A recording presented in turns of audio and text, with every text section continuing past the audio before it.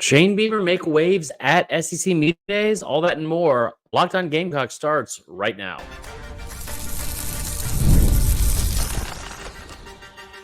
You are Locked on Gamecocks, your daily podcast on the South Carolina Gamecocks, part of the Locked on Podcast Network.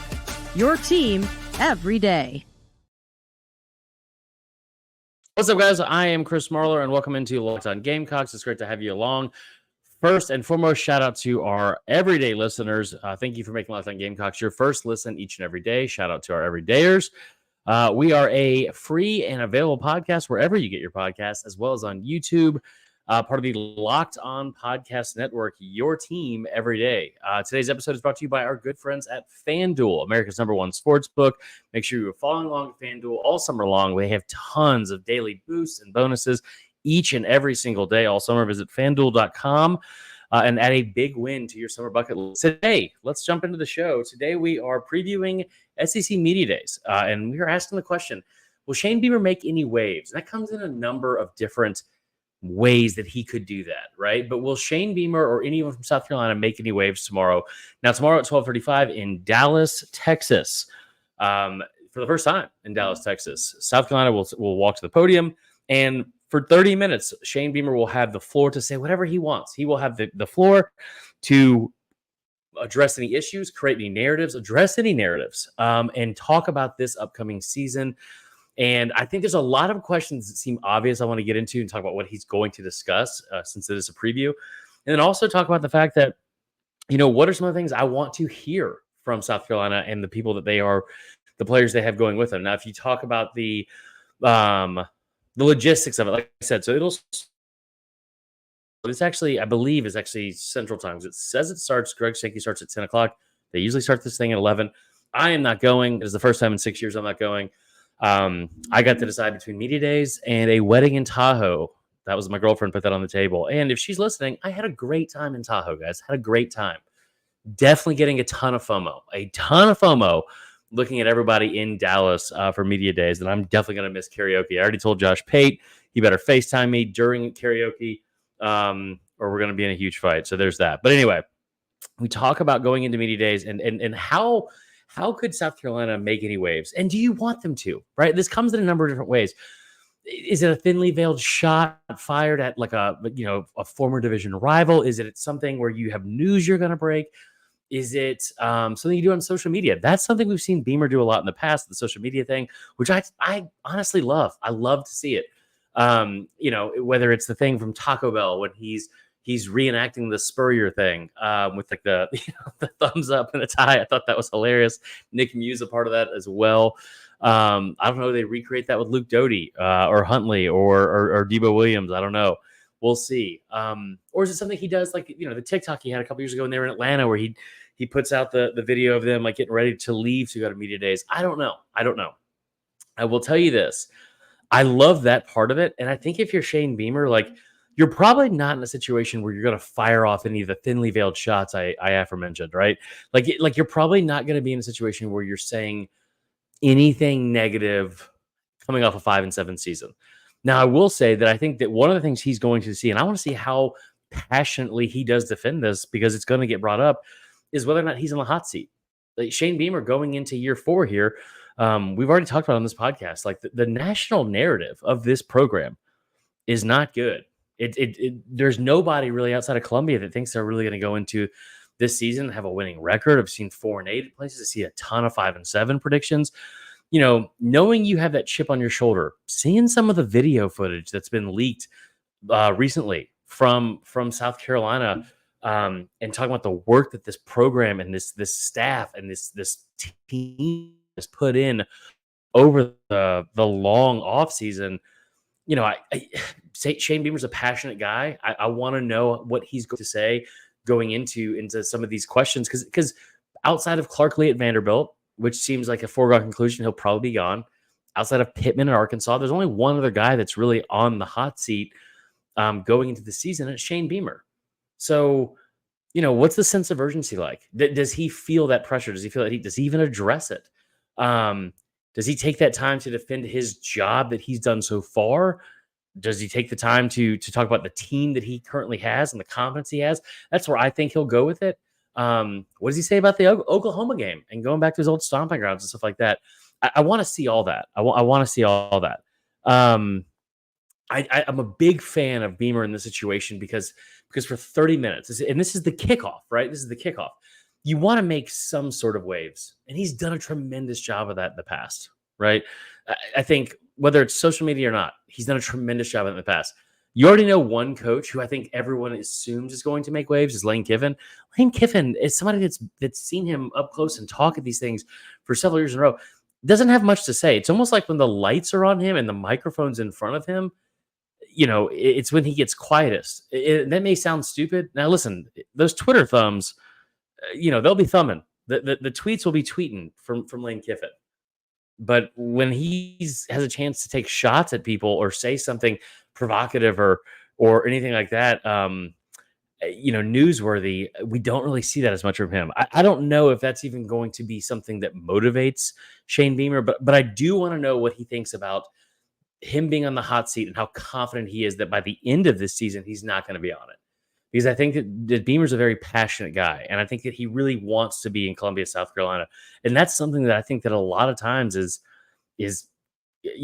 a lot of ADs kind of swing and miss on. I think it's important. I think it's really, really important. And have a guy that wants to be there. This is a stepping stone job. They don't want to leave and go somewhere else. Shane Beamer loves Columbia, South Carolina. And I think we all do. Now, we don't love this heat. I bring it up every episode. It's 98 degrees right now, Sunday night at 6:30 or 6:15, trying to record this dang thing. But, I wonder how passionate he is about that. I wonder what he says about Lenore Sellers. I wonder what he says about more than anything, the questions that I want to hear him really address. If we're talking like, I think we all wish that you could go into this with a truth serum and say like, hey, like, what's the deal with this? Like, what do you really think of this? What do you really think of Kirby Smart? Like, what does Kirby Smart really think of you? Why do you guys hate each other? But the other thing is, hey, where are we at with the coordinators? Like what is the deal here with the coordinators? Like, how thin is the or how short is the leash with Dowell Loggins in year 2?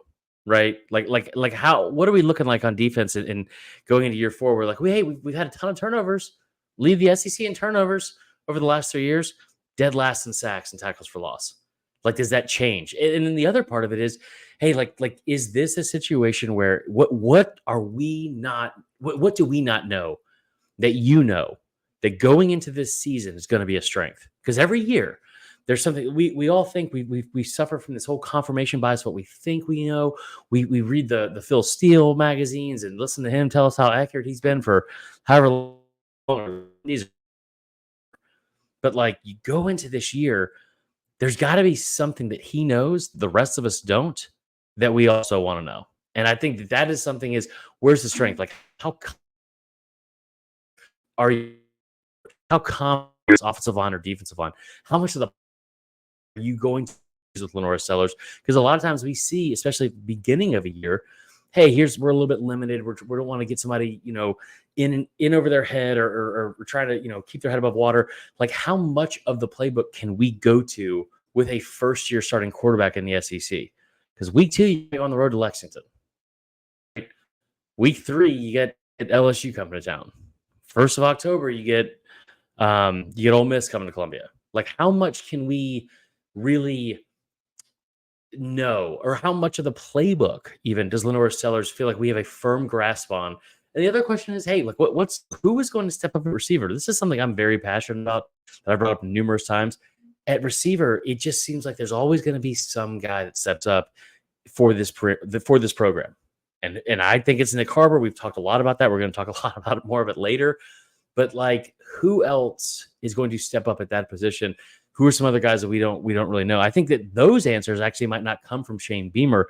Those answers usually are answered by guys like Alex Huntley, Luke Doty, Debo Williams. Those are the guys that are around them every single day and that have been around them for summer workouts as well. So those are some questions I have going into media days. Again, tomorrow at 12:35 or 1:35, I'm not great at time zone math. Listen, time zone math and cousin math, I don't get it. Listen, I'm trying. I'm trying, but Mountain Time Zone, we just squeezed in a 2-hour one. That's tough. I wish we all lived in Central Time Zone. That seems to be God's time zone. I'm getting off on a tangent. It's not important here, and I'm probably making myself sound not that smart. I'm good at time zone math, but cousin math is a whole other thing. We'll get to that later. Back to what I was saying. Tomorrow at 12:35 or early afternoon, I'll just say that they will take to the podium. They will be in the big room in Dallas. I'm excited to cover all that. We actually, even though I did not go to Dallas this year, we have plenty of people, especially with our good friends at Locked On. Chris Gordy is going to be interviewing several Gamecock players as well. We'll have all that coming up this week. It'll be a very, very big news week as well, reacting to some of the things we hear at SC Media Days. So very excited for it. This is one of my favorite weeks of the year. Even though I'm not there, happy that we're going to be covering it again. This will be my 7th season covering it as well. So super pumped for it. Listen, make sure you stay around for segment 2. That was all for segment 1. Segment 2, we're going to recap a pretty big week and talk about some of the important things that happened already with some new staffers and the stuff that's already paying off with our buddy Darren Usher and some of the other coaches as well from a recruiting standpoint and some other things around the program as well. So make sure you guys stick around for that. First and foremost, listen, guys, I love sports. We have a phenomenal sports week. Not only do we have SC Media Days, we have the MLB draft coming up. We have the Home Run Derby tomorrow. We have Major League Baseball All-Star Game. Paul Skeens starting as a rookie, which is awesome. I love sports. I love them so much, I never want them to stop. But as the playoffs wind down, we get fewer games. The sports aren't sporting like I want them to. But FanDuel lets me keep the sports going whenever and however I want all season long. All I have to do is open up the app, dream up any bets anytime I'm in the mood. And this summer, FanDuel is hooking up all customers with a boost or a bonus daily. Just daily, every single day. Whatever you can dream up, whatever you can drum up. Every single day, there's a boost, something for everyone. So head over to FanDuel.com and start making the most out of your summer. FanDuel, the official sports betting partner of Major League Baseball.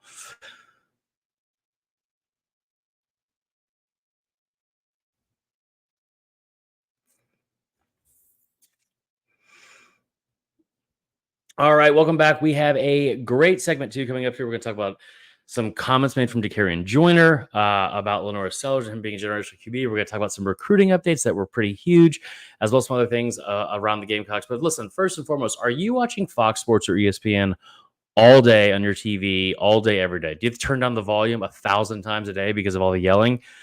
Make the switch to Locked On Sports today. It's a free 24/7 sports streaming channel program for you every day to bring you the biggest stories without all the screaming. Locked On Sports today brings you can't-miss analysis, opinions, and news, streaming 24/7 on YouTube or the free Amazon Fire TV channels app, part of the Locked On Podcast Network. Your team every day. All right, we are back for segment 2. Let's get into some just miscellaneous Gamecock stuff. First and foremost, how about this? The fact that last week we talked about how the recruiting had become a little bit of an issue. You lost out on a couple of guys. The week before, the dogs are in the background. They say hello. You lost out on a couple of guys, and it dropped you from 20th when I first took over a couple of Tuesdays ago, almost 2 weeks, from 20th to 38th in the week, in less than a week during July 4th week. You lost some marquee guys, and you had one guy flip to Georgia, and Kirby Smart kind of shoving Beamer into a locker a little bit. Now, what's happened since then has been great, because the moment you lost the DB, who shall remain nameless, that switched from his commit from South Carolina to Georgia, he was the highest ranked recruit in this class. And then after that, we saw a local player close to him, Caleb Williams, defensive lineman he's 6'6", 250, by the way, 6'5" and a half, but 6'6", 250. He also was recruited as a 4-star by South Carolina and then committed, but was offered by Georgia. Same exact blueprint that we saw from the flip. And so you should be thinking, like, it feels like it's only a matter of time. Is this going to happen again? Caleb Williams comes out and declares that he is not going anywhere. And if that wasn't big enough, then you had the news later in the week that Lex Cyrus, receiver from Harrisburg, PA, commits to South Carolina as a 4-star receiver, 5'10", 170. That is huge. That is huge for a number of reasons. One, you talk about a position of need. Would love that he could come in right now and play, even though he's 16 or 17 years old. but that's a really big get. It was a foregone conclusion that he was going to Penn State. It is a very odd situation where Penn State has now whiffed on the top 8 players in the state of Pennsylvania, but it's still another tremendous job of South Carolina going into the Northeast. I joked around about this a couple weeks ago about how well they've recruited the state of Delaware, but going into the Northeast and being able to come out and get a marquee player, he is now the highest ranked recruit in this class. He's a 4-star receiver. He's the 8th best player in the state of Pennsylvania, 34th best receiver in the country. But a massive, massive get from Mike Furry and staff, and also Darren Usher coming in within the first couple of days, being able to land somebody like that. That is now 2 4-star receivers that Mike Furry has been able to land in this class. Now, here's the thing. You talk about like how big of a deal it is. I think that's massive for a number of reasons, because I think some Carolina fans are getting a little bit nervous. You had seen your ranking go from 20th to 38th in the matter of 6 days. Now you talk about being able to go out and get a 4-star receiver. You're going to keep Caleb Williams, which is huge. Excuse me, I need to get some water in here. But with Lex Cyrus, one of the things that's so big about this is not only does it bring you back up to 28th in the country, which is a number specifically we said we don't want to be at. That's a building block number for this staff. You have got to finish, in my opinion, around 20. 28 is still too low, but you're talking about making up 10 spots with 1 player. That's huge. That's huge. A tremendous job by Mike Furry being able to go out there and get a second 4-star receiver. I mean, you look at his list of players he's had committed. While as a coach in South Carolina, it's only 2, but it's 2 4-stars and it's 2. It looks very story. I mean, second in the entire NFL in receptions after starting at safety the year before that. Love that. It's a tremendous story, but it's also a tremendous job out of him to be able to go out and go get a 4-star athlete from a different state, which is not a state that you traditionally have a ton of success in. It's not a state that a lot of people have a ton of success in, especially in the SEC. But going out to Pennsylvania and getting the 8th best player in that state, beating out the home state school like Penn State, and especially here's the thing. You got them after the top 7 players in the state had already committed elsewhere. If you don't think a full court press was put on by James Franklin to go out and get that kid, you're dead wrong. That's a huge job for South Carolina being able to, against all odds and against all crystal balls, really, go out and get a guy like that. Now, you still have plenty of room to make up in this class. You have 17 total commits. How much higher can you climb in this class with the overall rankings? I think that's a really, really big question that I look forward to seeing how they answer as well. So really, really big get. You still got tons of other players coming down the pipeline, but I think more than anything, it almost has this sense of like stopping the bleeding. Because for a minute there, especially losing a commit to Georgia, especially not getting a ton of commits, losing out on a couple of guys, the safety that went to Notre Dame, you got a 3-star from South Gwinnett and Georgia. That's great. But like, especially just with the optics of this whole thing, this was your 17th commit. You were sitting at 16. 10 of those came in June. You had, pardon the pun, but you had a flurry of commits in June.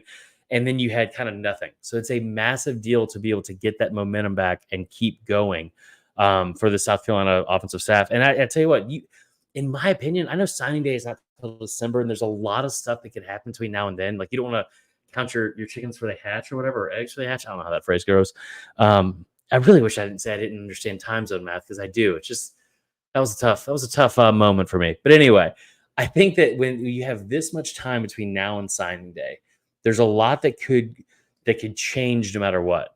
But if you can get all the hay in the barn, if you can get as much of the hay in the barn as possible now, as opposed to the end of the year, I think that's huge. And sure, things could go sideways if the season doesn't go as well as you want it to.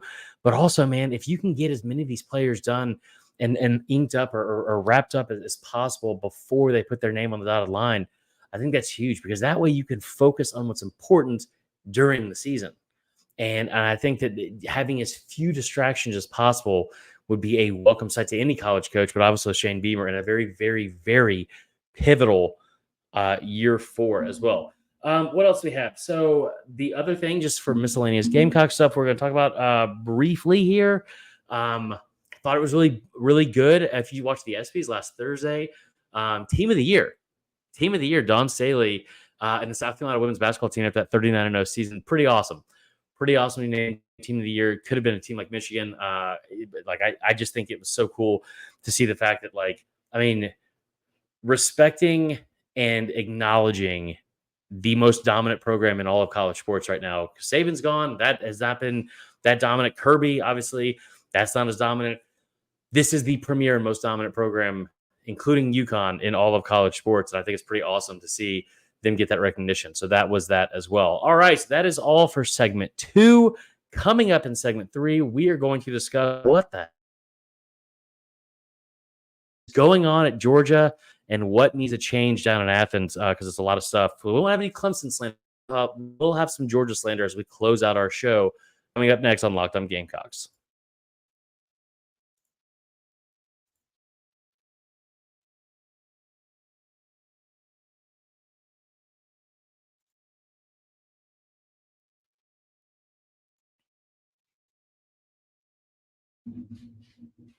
All right. All right, guys, we close out today's show with segment 3, and we are talking about, we've been doing this a little bit with Clemson. We're going to slander someone else. And it's not really a slander as much as just what the hell is going on in Athens. And if you kept up with one of the South Carolina's biggest rivals, I know they don't play this year in football, but Georgia, 2 more players cited with some sort of traffic driving offense or issue this past weekend. One was reckless driving, one was speeding. And y'all, this is the 24th issue that has happened in Athens in the last 18 months. At that time span of 18 months, why that's a big deal is because that's when they had an actual player from that roster pass away tragically because of a horrible, horrible incident that happened one night late because of street racing. Listen, if you talked about Elliott, I talked to him last week about this. He brought up the fact that this is not just a Georgia problem. It seems like it's a problem everywhere. Racing that I haven't seen. I will say right now, it's a Georgia problem. It's a Georgia problem. Anybody that's saying it's not is out of their mind. Because if you have a player and a teammate pass away after on the same night if you celebrate a national championship, you have someone pass away and you still can't figure out, hey, you know what? Maybe we just ease them off the gas. I've seen the jokes about getting Lyft or Uber in there. I've made those jokes 2 years ago, but it's not really a joke anymore, guys. It's not really a joke. Like at this point, what the hell are you doing from a culture standpoint and from a leadership standpoint of Kirby Smart? If you cannot get this figured out, you have seemingly figured out how to motivate this team to do every other thing possible on the field. Every other thing possible. You convinced them they were going to go 7-5 2 years ago. You can't convince them that the speed limit is something you need to enforce. How is that possible? It blows my mind when you see young kids who think they're invincible. And I get it. I was a kid at one point as well. And we've all done stupid crap when we were little and younger. And I totally get it. This is not something that has been a one-off at Georgia or something that is just strictly, it's only Georgia football players that are speeding. There's people that speed every day on highways and streets everywhere across the country. I get all that. But when you have 24 incidents in 18 months following a death, because I'll be honest with you guys, I've been covering the sport for a decade. I lived in Athens or lived in Atlanta for most of my adult life up until last summer, until I moved to Columbia, South Carolina.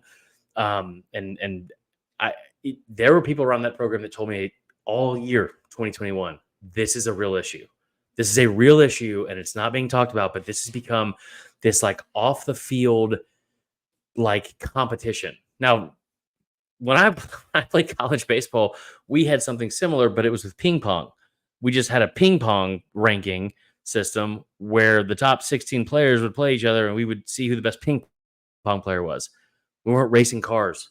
We weren't racing Dodge Chargers up and down, Highway 441 or where the heck ever. This is insane that this is this big of an issue. And I think that if you are Kirby Smart, here's the thing I can't wrap my head around. Again, you have got this team, you've motivated them into every other aspect of success on the field since you've been the head coach there. You've won multiple national championships. You've turned around this program that was a laughingstock for a long time about, Georgia-ing, and it's basically the same as Clemson-ing, and how you hadn't won a championship since 1980. Then you're able to turn the corner and do that. You're able to beat Nick Saban in a national championship. You were able to convince these guys they were predicted to go 7-5 after coming off a national championship. How the hell can we not figure out how to get these guys to take this seriously? Because it's so bad and it's so embarrassing and it's such a black eye on the face of this Georgia program. And I know that that's not the program we're covering, but it is somebody that is obviously South Carolina fans are very familiar with. And this is not something I think that we joke around about slandering Dabo and Clemson because of how cringe and terrible they are. This is not really a laughing matter. And it's just something that I can't wrap my head around, but you hope it gets fixed. You hope it gets fixed very soon. This is a Sunday recording. I appreciate you guys joining us. It has been a wild, wild week. I apologize that we didn't get any shows out last Thursday or Friday. I was sick as a dog. I don't know who gets sick in July, but apparently it's me. I promise you we'll have a ton of shows this upcoming week dealing with SEC Media Days, especially tomorrow when we finally get to hear from Beamer and Doty and Debo and everyone else and Huntley and all that good stuff. It should be a lot of fun and a really, really fun week. So I appreciate you guys joining us. Make sure you like and subscribe, not only to the actual podcast itself, but to the YouTube page. And I will see y'all later this week. Y'all have a great day and go Cox. Hey, real quick, though, on our way out, I do want to mention this. Locked On has launched its first ever national sports 24/7 streaming channel on YouTube. It's now available on Amazon Fire TV in the free Fire TV channels app. Locked On Today is here for you 24/7, covering the sports story. Plus, cover every single league. Find Locked On Sports Today, now available on the free Fire TV channels app. There you go.